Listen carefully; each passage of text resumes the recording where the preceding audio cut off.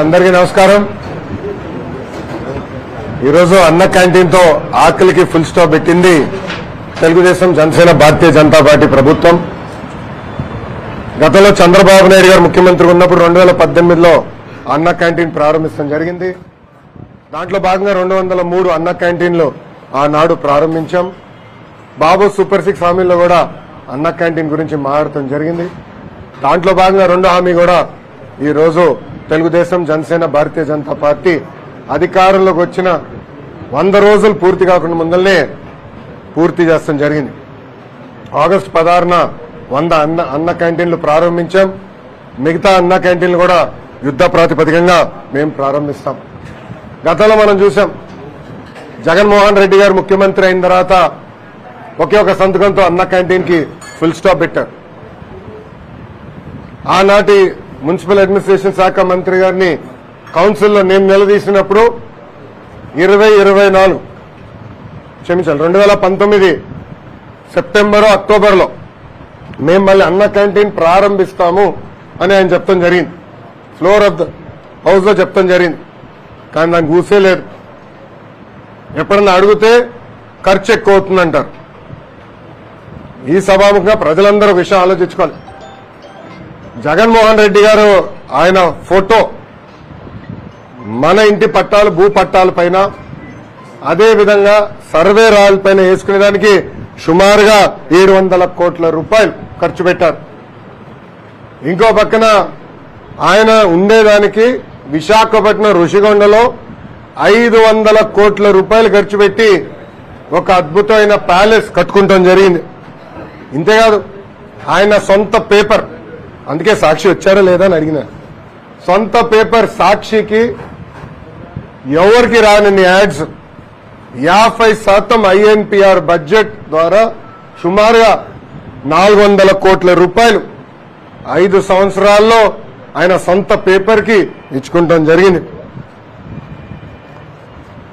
సంవత్సరానికి ఈ 203 అన్న క్యాంటీన్లు నడిపించాలంటే సుమారుగా 200 కోట్ల రూపాయలు ఖర్చు అవుతుంది. అంటే జగన్మోహన్ రెడ్డి కట్టుకున్న ప్యాలెస్ బదులు నిరుపేద కుటుంబాలకి అన్నం 3 పూటలు పెట్టుంటే, భోజనం 3 పూటలు పెట్టుంటే 2.5 సంవత్సరాలు ఆ డబ్బులతో పెట్టుండొచ్చు. లేదంటే సాక్షికి ఇచ్చిన డబ్బుల ద్వారా 2 సంవత్సరాలు పెట్టుండొచ్చు.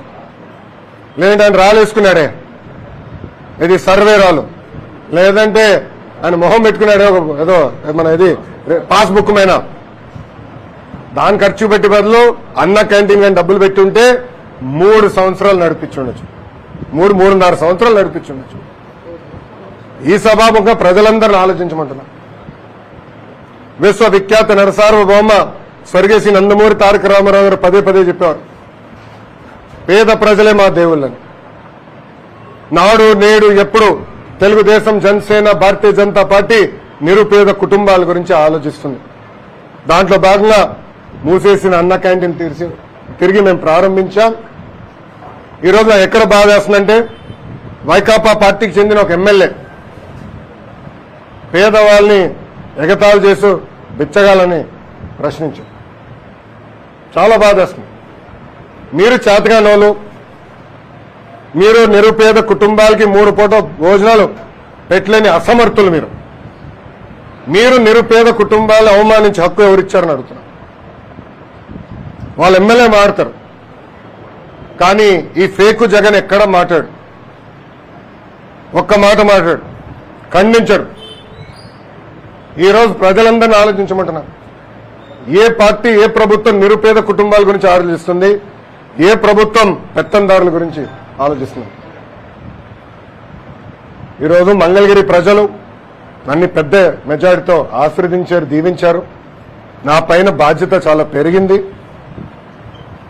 ఎవరు ఊహించిన విధంగా 91,000 మెజారిటీతో నన్ను గెలిపించారు, ఆశీర్వదించారు. నేను ప్రచారంలో మంగళగిరి ప్రజలకు అనేక హామీలు ఇచ్చాను. ఒక పద్ధతి ప్రకారం ఆ హామీలన్నీ నేను తీరుస్తూ వస్తాను.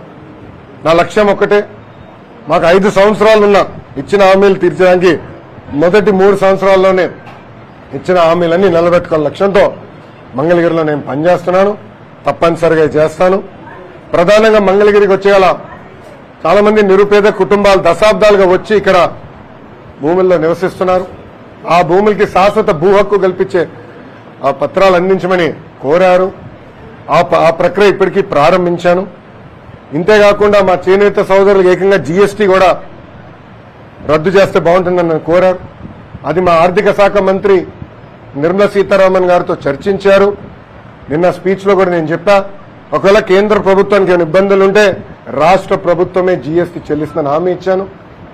ఇంతేకాకుండా మంగళగిరిలో స్వర్ణకారులు కూడా చాలా మంది ఉన్నారు.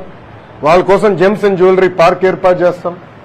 వాళ్ళకి నైపుణ్యం ఇస్తాం, లేటెస్ట్ టెక్నాలజీ తీసుకొస్తాం, మంచి మంచి కంపెనీలు తీసుకొచ్చి ఆభరణాలు ఎట్లా తయారు చేయాలని దానిపైన మేము పనిచేస్తాను కూడా హామీ ఇస్తాం జరిగింది. దానికి ఇప్పటికీ నేను అధికారులకు ఆదేశాలు జారీ చేశా. భూములు ఎత్తుకుతున్నాం, మాస్టర్ ప్లాన్ కూడా తయారు చేశాం. త్వరలోనే ఆ పని కూడా ప్రారంభిస్తాం. ఇంకా భూగర్భ డ్రైనేజ్, 24 గంటలు తాగునీరు, ఇంకా ఒక ఆలోచన కూడా చేస్తున్నాం, అండర్ గ్రౌండ్ విద్యుత్ తీగలు కూడా అండర్ గ్రౌండ్ చేస్తే బాగుంటుందని. ఇలా కొన్ని వినూత్నమైన ఆలోచనలతో నేను మంగళగిరి ప్రజల్లో పనులు పూర్తి చేసి వెళ్తాను.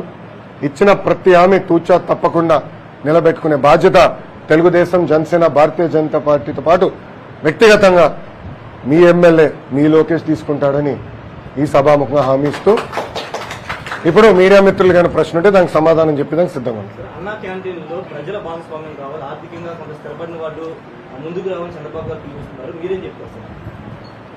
అన్న ఎన్టీఆర్ ఆనాడు తిరుమలలో అన్నదానం అని మొదలుపెట్టారు. దాతలు ఆనాడు 3 కోట్ల రూపాయలు ఇచ్చారు. ఇప్పుడు దాదాపు 1800 కోట్ల రూపాయలు ఫిక్స్డ్ డిపాజిట్ ఉంది అన్నదానం ట్రస్ట్ కి.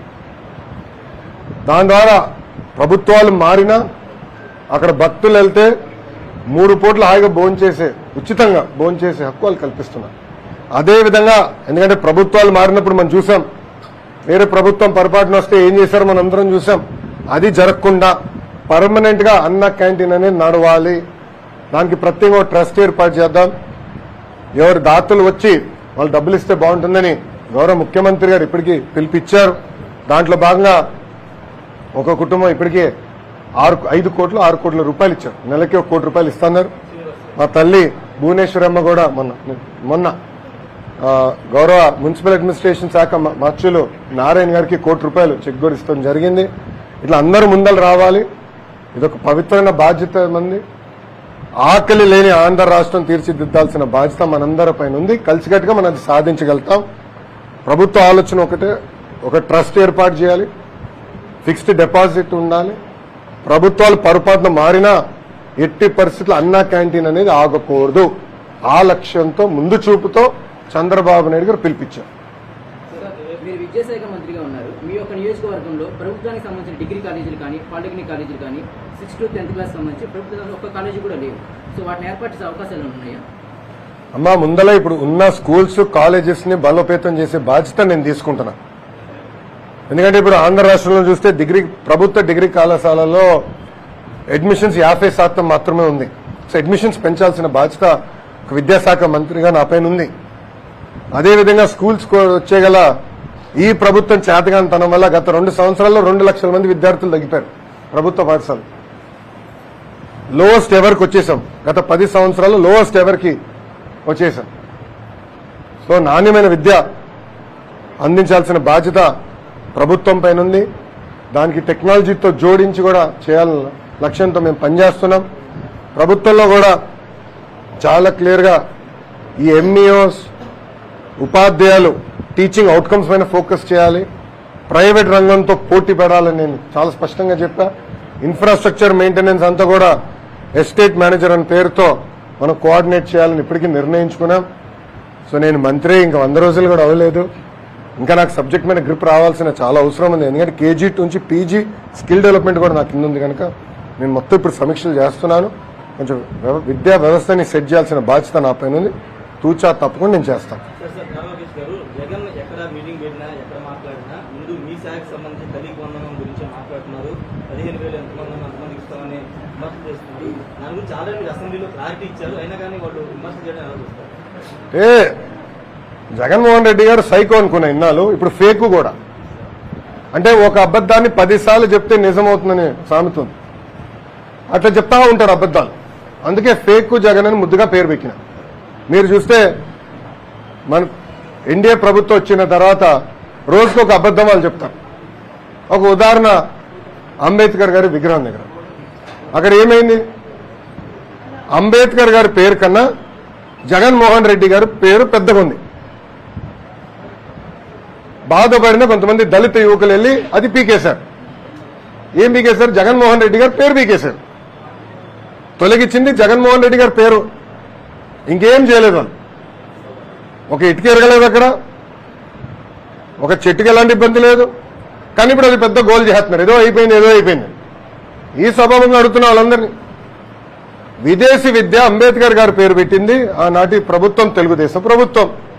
మళ్ళీ అంబేద్కర్ గారి పేరు తీసి జగన్మోహన్ రెడ్డి గారి పేరు పెట్టింది ఎవరు? జగన్మోహన్ రెడ్డి గారి ప్రభుత్వం. దానికి సమాధానం చెప్పండి. అందుకే ముద్దుగా ఫేక్ జగన్ అని పెట్టిన. అబద్ధాలు చెప్తానే ఉంటాడు. 2019 అబద్ధాలు చెప్పే ముఖ్యమంత్రి అయ్యాడు. ప్రతిపక్షానికి వచ్చిన తర్వాత కూడా, పులివెందుల ఎమ్మెల్యే అయిన తర్వాత కూడా అబద్ధాలు ఈరోజు చెప్తున్నారు. ఆల్రెడీ సెర్చ్ కమిటీ ఏర్పాటు చేయాలి. త్వరలోనే శాశ్వత వీసీలు ఏర్పాటు చేస్తాం. సెర్చ్ కమిటీ రావాలి, కూర్చోవాలి, అప్లికెంట్స్ కూడా అప్లై చేయాలి. ఆ ప్రక్రియను మొత్తం త్వరగానే పూర్తి చేస్తాం. సార్, మీ ఇంటి మీద దాడికి వచ్చిన జోగి రమేష్ తనయుడిని అరెస్ట్ చేస్తే కూటమి ప్రభుత్వం పాలన